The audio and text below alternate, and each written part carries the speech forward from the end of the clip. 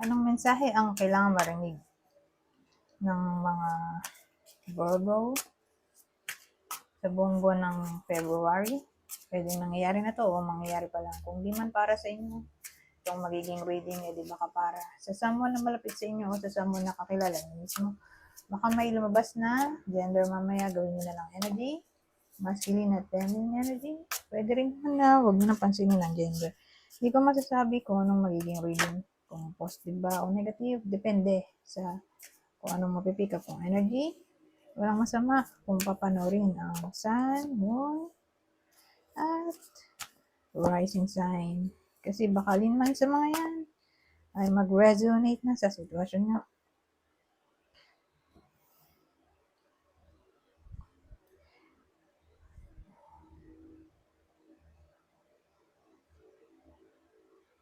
So, ano meron dito? The Fool, Four of Swords, King of Pentacles, Ten of Pentacles. Ito maganda in a way na makakapagsimula na finally yung iba sa inyo na mag-ipon. So, more like magkakapera yung iba sa inyo dahil sa Four of Swords. Kasi Three of Swords yung teamwork. Okay? Karoon ng teamwork, collaboration. So, ito, Four of Swords, nagbunga yung collaboration, teamwork.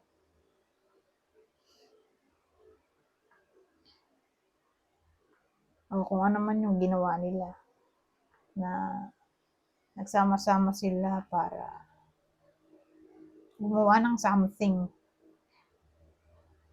Sabihin natin,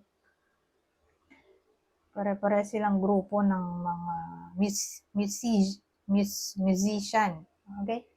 Tapos, tumugtog sila somewhere. So, ayun, kumita. Yan example lang yun. Parang talent yung Three of Swords. Four of Swords pala to. Oh my God. Akala ko Four of Pentacles. Kaya sabi ko savings. Four of Swords pala to. Oh my God. Di recovery na lang yan. Okay? So, new beginning, recovery. At King of Pentacles, dun din naman bagsak nun Dahil King of Pentacles ay abundance. Di ba? Siya yung lalaking may pera, may influence, may power, wealthy, may business, good provider siya in short. So, more like, may lalaking magiging somewhat successful o yun nga, mapopromote o magkakapera. At maganda nga, nandito yung Ten of Pentacles. Kasi ito, big amount of money. Ten of Pentacles. So, pag sinabi mo, big amount. So, para sa akin, mga libo yan. Libo pataas. Yung perang makukuha, ewan ko kung paano. So, may lalaki magkakapera, whether yung nanonood yung lalaki. At alam nila sa sarili nila, may trabaho sila. O may kakilala silang sumusuporta sa kanila financially. So, kakapera sila dahil doon. O ito yung person nyo, asawa, anak, basta lalaki. Ngayon nga, maka-receive ng big amount of money, baka loan to, o baka may magbabayad ng utang. O baka ito na yung inheritance, pension na nilalakad. So, case-to-case basis kasi. Kunin nyo lang yung info na sa tingin nyo, fit sa inyo. So, let's say, traditional na business, family business, na inaasikaso o ipapamana.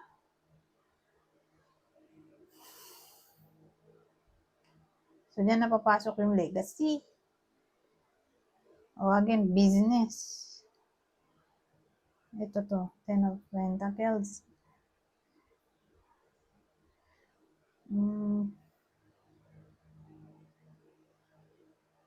So, recovery from financial issues ang dating sa akin. Sa case na to, magiging masaya kasi magkakapera o maayos na yung problema sa, sabihin natin may problema sa tax o documents, permit. So, case to case basis na kung business o career in general o pension na nilalakad, depende nga, o pamana. Basta, dating sa akin,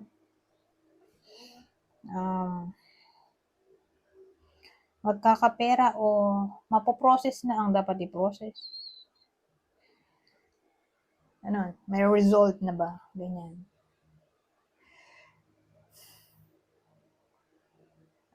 To celebrate. May something para mag-celebrate. So, sabihin natin, magbabayad ng upa. Kasi may iba na may boarding house, di ba? Pwede rin, no? Nakapera kasi may magbabayad ng upa. Lalo na kung hindi nakabayad ng isang buwan. O, ito, doble na kasi sasama yung isang buwan na hindi nabayaran. Hindi ngayong February, dalawa yung bayad niya, di ba? O sabihin natin may uupan na kasi may nawalang tenant. So ngayon may bago ng uupa. So syempre, ganun, 2 to 3 months advance payment yun, di ba? So ganun, uupa. So again, case to case basis.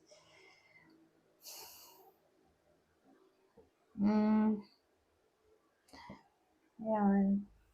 Ano tayo dito? Kung masasabi nito. Dagdag info. Oh, past life. Oh, meron dyan. Short term. Oh my God. So, kuha tayo ng isa pang deck. Dito sa case na to, may kodigo. So, mapapabilis tayo. Hindi na ako mag-iisip masyado. Ano kaya to? Past life na short term. Diyos ko po.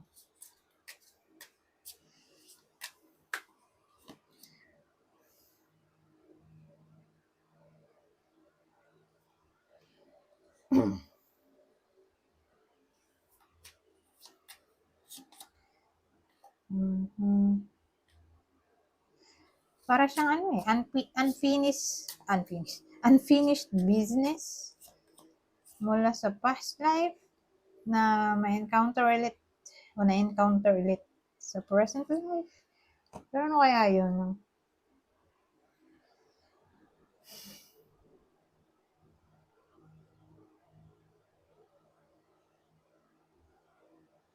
Short. So, ang dating kasi sa past life, yung short term,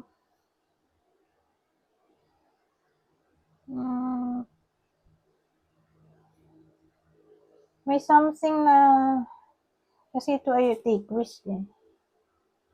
Pag pinipursue, kaya baliktad.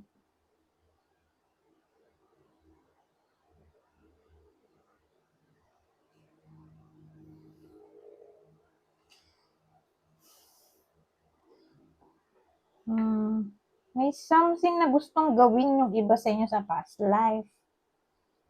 Okay? Ginawa naman niya eh. Kaya nagka-problema, kaya short term.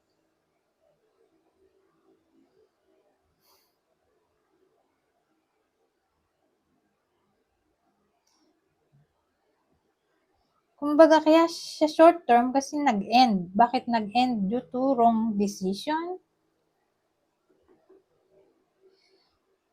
So, tungkol sa inyo yung wrong decision. All about money, career. Kasi nandito tong Four of Swords.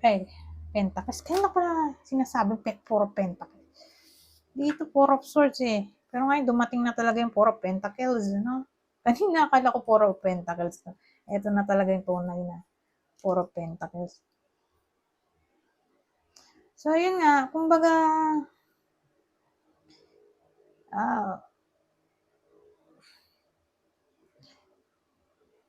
sa past life, may tinry kayong gawin. Okay? Ngayon, ginawa nyo naman eh. Hindi lang nagtuloy o nag-end agad ba? Kasi short term eh. Nag-end siya agad-agad. More like business yon na sinimulan kaya lang na-bankrupt agad. O career. Dahil na wrong decision na terminate. O investment siguro. All about money. O savings in general. Siguro nagka-financial issues sa past life. Ngayon, uh, hindi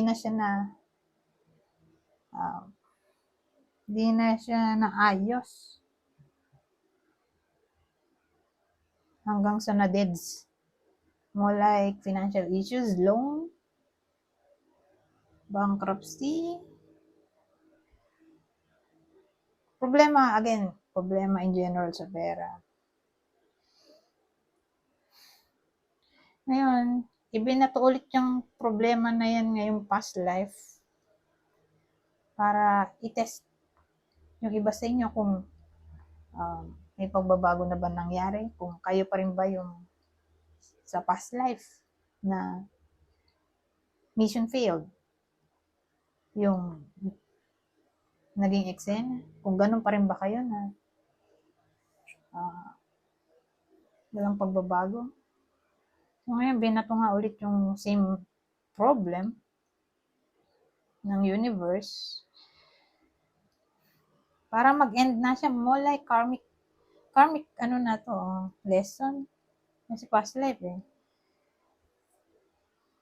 Binatulit yung karmic lesson para mag-end na siya kasi kung di pa rin siya mag-end di sa next life ganun pa rin, Diyos ko. Uulit-ulit yung same problem at all about sense of control, stability, security, rank, convictus, suspicious material gain, conservation, protection. So, yan yung naging problem. So, again, money-related topic siguro, business, career, in general.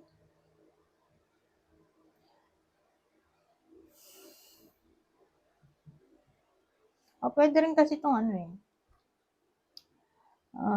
survival mode. May iba kasi na hindi na kinaya yung problema, ayun. Hindi na sinikatan ng araw. Ngayon, bilang kaparusahan, dahil nga hindi niya tinapos yung kanyang period ng buhay sa mundong ito, ibinalik siya ulit. Binalik ulit siya dito sa earth para bunuin yung natirang hindi niya natapos na buhay. So again, for some reason masyado matindi siguro yung problema sa past life. Kaya ngayon, dadaan ulit ng same problem yung iba sa inyo na mahirap nga. Kaya, case-to-case basis. Magiging survival mode. At tingin ko, malalampasan ng iba sa inyo kung ano man yung problema na makakaharap nyo. At dahil ito ay card ng success at yan ay completion. So, yung karmic lesson, mag-i-end na siya at makukomplete na nga. Thank goodness, di ba? So, ibig sabihin, kung survival mode to, kung ano man yung problema na kaharapin nyo in general o ng iba sa inyo, malalampasan niya yun at hindi niya tatapusin ulit yung buhay niya. Okay. At ayun, gawagawan niya ng paraan para maayos. Then, ang dating dito, makukomplete na itong karmic lesson. So, in case basis.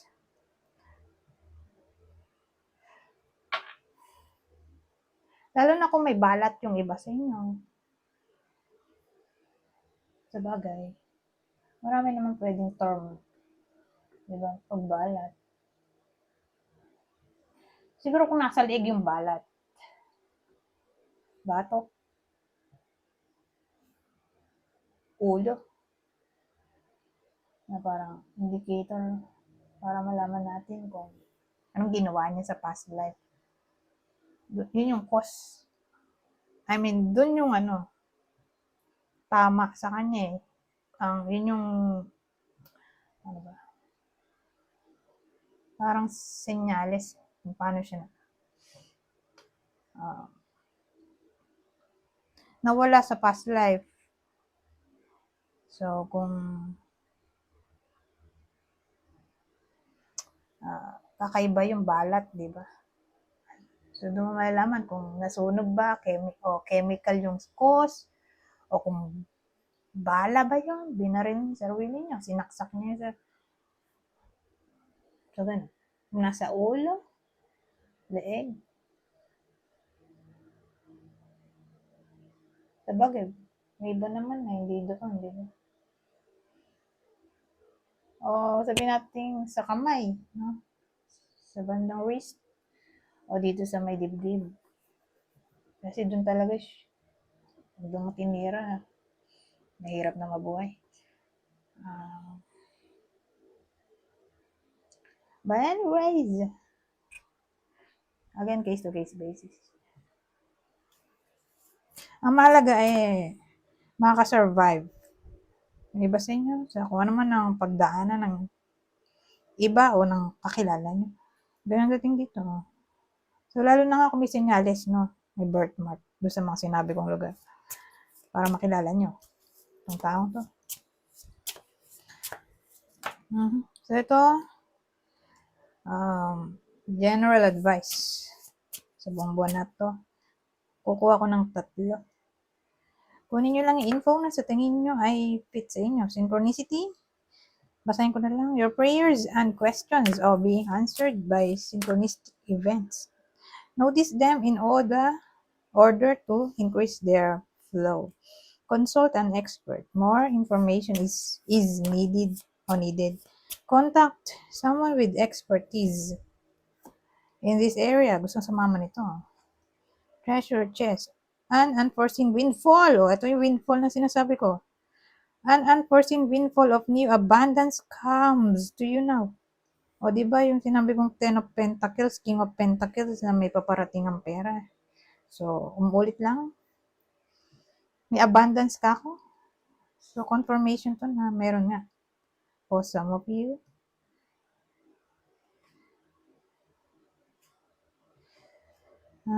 O sa mahal nyo sa buhay. Nasuswertein. Eto, new dawn. The worst is now behind you and positive new experiences are on the horizon. O, ito yun o.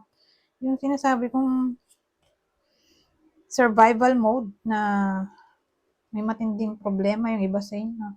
At tingin ko malalampasan nyo dito. Yung worst na sinasabi ko, yun yung yung sinasabi ditong worst, yun yung matinding problema na malalampasan nyo kasi nasa likod na siya eh. At magkakaroon ng positive new experience yung iba sa inyo dahil doon. Okay? Sa problemang malalampasan nyo. So, may paparating na reward dahil sa, syempre, effort para malampasan. O may kapalit na abundance. Okay? Opportunity. Dahil finally, na-overcome na itong karmic lesson na maaaring, yun nga, maranasan nung nadadanas na ng iba sa inyo. O ng kakilala nyo. Anyways, hanggang dito na lang. Goodbye. So, now.